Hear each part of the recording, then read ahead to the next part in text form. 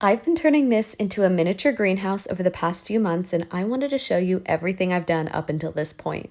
The first thing I did was paint it green and cut out the front so I could add a door. Next, I painted a faux mosaic front step and I made some hedges to go on either side.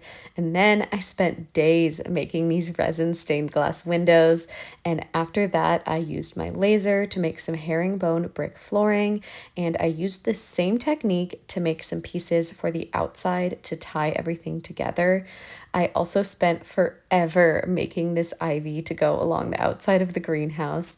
And then the last exterior thing that I did was finish off the roof with some wood and gold detailing. Finally, it was time to move to the inside of the greenhouse, and I started off with some lighting by adding this chandelier.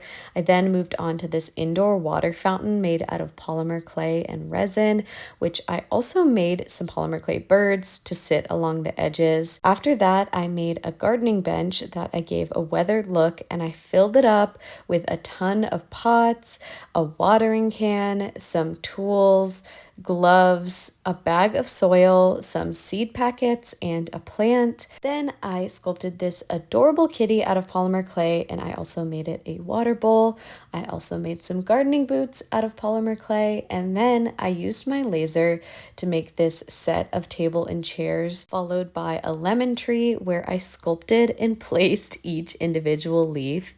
Next, I made a set of hanging ferns, and then I made two doormats, one for the front and one for in front of the potting bench. Finally, I made a giant monstera plant out of polymer clay, and be sure to follow along to see what's next.